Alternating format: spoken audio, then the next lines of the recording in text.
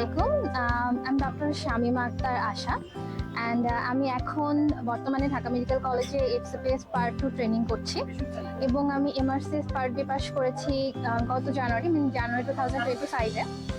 এবং আমার জার্নির শুরু থেকেই পার্ট বির একদম স্টার্টিং পয়েন্ট থেকে শুরু করা পুরো কোর্সের সময়টুকু, প্রিপারেশনের সময়টুকু, আলটিমেটলি সিমুলেশন কোর্সের সময়, হ্যান্ডস অন অ্যান্ড আলটিমেট একদম এক্সামের আগের দিন পর্যন্ত আমি এক্সেলেন্স ফর এমআরসিএস এর সাথে ছিলাম। এবং এক্সেলেন্স ফর এমআরসিএস এর দুজন মেন্টর, রিফাত ভাইয়া এবং হাসনাত ভাইয়া। আমি আমার লাইফে আসলে অনেক মেন্টর পেয়েছি এক্সপিএস জার্নিতে, আমার এমবিবিএস লাইফে, বাট ওনারা দুজন আসলে যেভাবে একটা স্টুডেন্ট বা যেভাবে একজনকে ওন করে, এটা খুবই খুবই খুবই রেয়ার আজকালকার এই এমআরসিএস এর অনেক বেশি মানে হলো পপুলার একটা মার্কেটের মধ্যে। সো দুজন মেন্টর এবং কোর্সের যে ম্যাটেরিয়াল ছিল, কোর্সের ক্লাস ওয়াইজ এবং ভাইয়ারা যত ডেডিকেটেডলি ক্লাস নিতেন, আমার এখনো মনে আছে যে একদিন এরকম রাত 3টা কি 3:30টার সময় ক্লাস হচ্ছিল।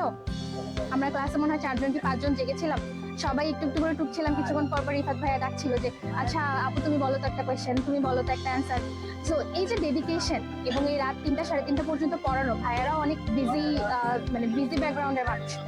এটা আসলে আমি একমাত্র এক্সেলেন্স ফর এমআরসিএস এ পেয়েছি। এবং বইয়ের কথা, আমি যে বইটা পড়েছি সেটা একদম ফার্স্ট এডিশন ছিল, তারপরে এখন 4th এডিশন পর্যন্ত চলে এসেছে। এবং এখনকার বইয়ে মানে আপনাদের 8-10টা বই ঘেটে যে একটা নোট রেডি করতে হতো যে এটা এটা এটা এটা এই টপিক থেকে এই 10টা কোয়েশ্চেন আসে, এবং বিভিন্ন বইয়ে বিভিন্ন রকম ছড়ানো ছিটানো ইনফরমেশন, এই সবগুলোর কম্পাইলেশন আসলে এই এখনকার 4th এডিশন বই। আমি বইটা নিজেও পার্সোনালি দেখেছি এবং আমাদের সময় যেটা ছিল তার থেকে অনেক বেশি আপডেট হয়েছে। যত রিসেন্ট কোয়েশ্চেন আছে সবকিছুই এখানে পাবেন। সো এই বইটা অ্যাকচুয়ালি একটা মানে গোল্ড যারা এমআরসিএস দিবে তাদের জন্য। আর হ্যান্ডস অনের কথা যদি বলি, হ্যান্ডস অনের সময় আমি আসলে খুবই নার্ভাস ছিলাম। আমাদের হ্যান্ডস অনের ফার্স্ট স্টেশনটা একটা প্রসিজার স্টেশন ছিল। তখন ইন্টার্নশিপ করছিলাম, তখন একটু হাত কাঁপে কাঁপে অবস্থা আর কি। তো সেই প্রসিজার স্টেশনে রিফাত ভাইয়া ছিলেন।